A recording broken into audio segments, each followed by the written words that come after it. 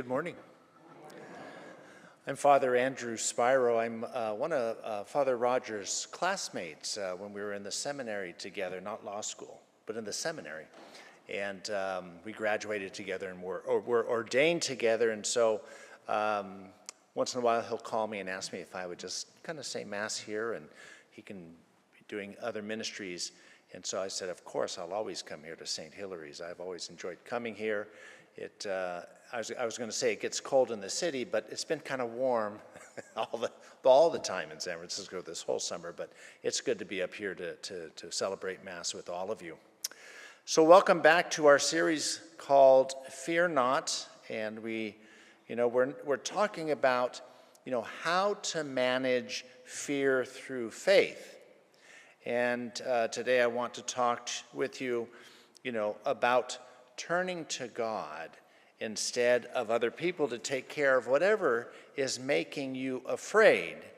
And we all face unpleasant situations in our life, things that come against us, problems, that make us fearful. And oftentimes we turn to other people for help and encouragement. And our hope, is that they will somehow, be able to relieve our fears, reassure us that everything is going to be okay, or maybe even, solve the problems for us. But other people can actually make the situations worse. That might, be well-meaning, wanting to protect you, take matters into their own hands, but they can end up causing, more damage than good. And we all want to think the best of others, but there are times when people will fail us and they won't come through. They won't be there to pitch in. They won't make good on their promises. They end up leaving us, in the lurch. And you can't always count on other people, and sometimes they are the problem. And friends deceive you, people in your life turn against you, criticize you, leave you out, and when that happens, it can make you, even, more afraid. And, now you have to face the problem alone. But even when people fail you, God will always be there for you. He will take care of the situation. He's got your back. And, Father Roger shared with me a few years ago that he had a problem here at St. Hilary. And, he said when you, come to our campus, you can see that we have an amazing view of the bay. But for a while there were some tall pine trees, blocking the view of the Golden Gate Bridge. And, some parishioners told him that he should write a letter to the neighbors and telling them to take down their trees. And they said it was his duty, to make sure that the market value of the property was maintained. Well, he said, he agonized over this. He said, trees are very controversial in Tiburon. People hire lawyers, file lawsuits against each other over the trees, And he thought he didn't want to get, into that. And he said he loved the people who lived near the church. And plus, he said he's not an adversarial person. And he doesn't like conflict. And, one day he said, he was sitting in his room working on some emails. And he turned and looked out the window. And guess what? He saw the trees coming down. And within minutes, they were gone. And they were gone for good. So, now you can see, that gorgeous view of the Golden Gate Bridge every time, you come, and he didn't have to get into it with the neighbors, have an argument, become adversarial. God took care of it. And so, someone may say to, well, Father Roger, that's a cute story. But I got some real problems. People are coming against me. Enemies at work are trying to take me down. My child, is off course. my customers are walking away, my spouse and I are fighting all the time, my health is getting worse and my doctors aren't doing much about it. I'm not sure if I'll even have enough money to last. My kids, aren't going to take care of me. I'm afraid.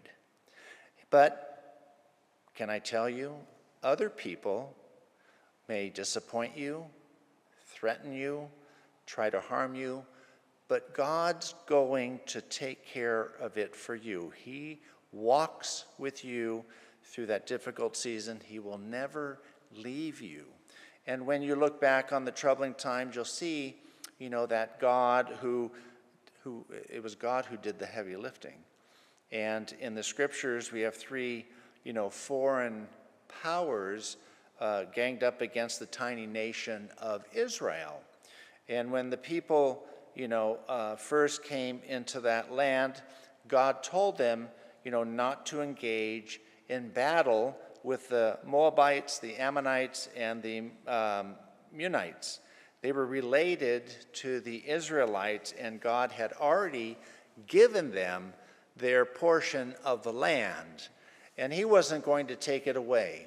But now, 500 years later, they wanted to start war.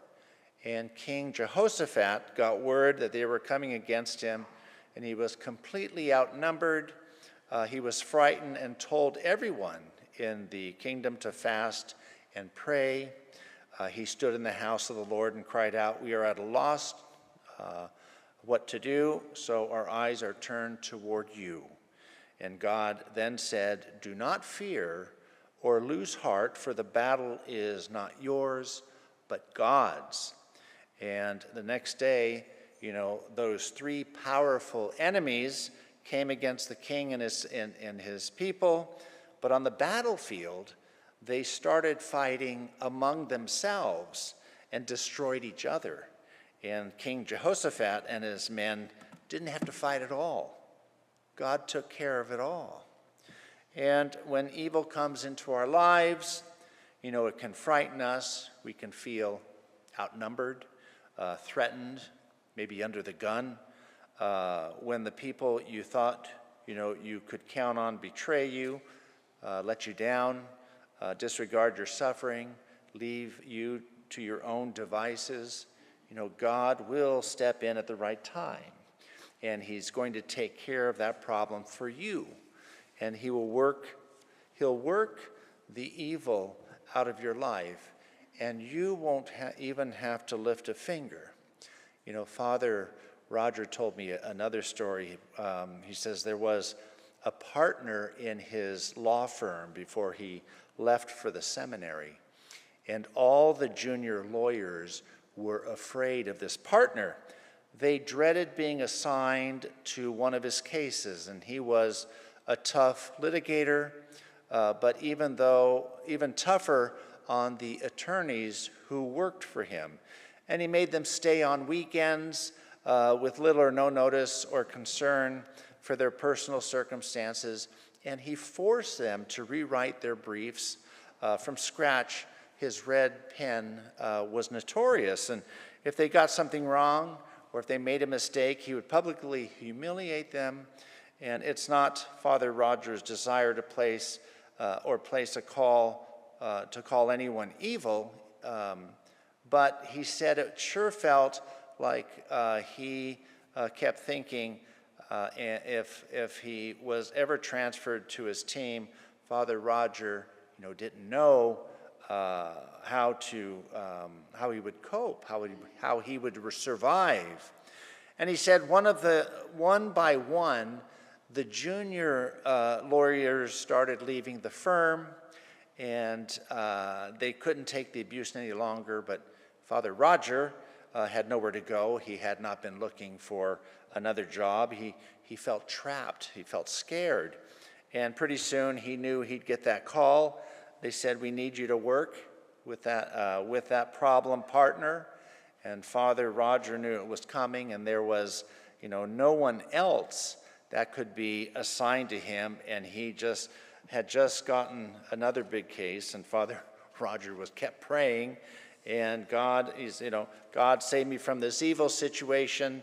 And when things, looked like, most dire, God came through again. And one day, the all-firm email arrived in his inbox. The problem was gone. He had left for another law firm, this partner, and there was secret rejoicing, among the ranks of the junior attorneys. The enemy was no longer. And Father Rogers said he'd seen this time and time again. And a situation, seems insurmountable, an affliction overwhelming. But Scripture says, wait a little and the wicked will be no more. Look for them and they will not be there. God himself will take care of it. The prophet Jeremiah in the first reading today had some harsh words for the kings of his time. And, they were supposed to protect and care for the people they governed like a shepherd tends his sheep. God gave them the responsibility, to rescue the poor, defend the afflicted, ensure justice, to the oppressed, and show pity to those in need. But often, the kings, were preoccupied with other things like waging wars, gaining political power, and amassing more wealth for themselves. And with a promise of poetic justice, God says, you have not cared for the people, but I will take care to punish your evil deeds. God says he will step in, gather his people, bring them back to a place where they could thrive. They need no longer fear and tremble. So God also promised better shepherds in the future, and in the days to come he would raise up a descendant to David, a great king, who would do what is right and govern wisely. And not even David, the greatest king who had ever lived, could shepherd, the people perfectly. Only God can do that. Where humans fail, God himself steps in. And that descendant of David, the ideal king, the perfect ruler, was who? Was Jesus Christ. And in the gospel, people kept coming to Jesus. The crowds were enormous. Jesus and his disciples were so busy that they didn't even have time to eat. But enough was enough, and they got into the boat and they headed off to a place where they could take a break. And I can just imagine, as they're got further and further out on the water, how much more, peaceful they became. The cries of the sick people, slowly fading in the distance, and the chaos of the crowds was giving way to silence. But, they were in for a big surprise. The people saw them leaving, figured out where they were going, and ran all the way around to the other side on foot and arrived before the boat can even dock. And Jesus, could have reacted, with frustration and anger, but instead, when he saw the people and their great need, he knew he was the only one who could help. His heart was moved with pity for them, for they were like sheep without a shepherd. So they desperately needed him, and he would not fail them. And when other people, are too busy, too preoccupied, too self-involved to help you, God himself will step in. He'll get in the mix and take care of that problem for you. So, begs the question, are you facing some kind of evil right now? Are you facing a health crisis? A friend who maybe has betrayed you? People who don't believe in you or your dreams? Or a trouble in a relationship? Maybe a boss who's against you? Children who blame you and keep you at arm's length? And when Jesus saw the vast crowd gathered on the shore, he responded to their need by teaching them. It was a form of healing. It was food for their souls. And his teaching satisfied, their deepest spiritual hunger. And in every way, Jesus took care of what they needed. And it's great when people are there for you to cheer you on, to give you support, to help you in dark times, stand by you when you're attacked. But sometimes people will let you down, not be there when you need them. They might, even turn on you.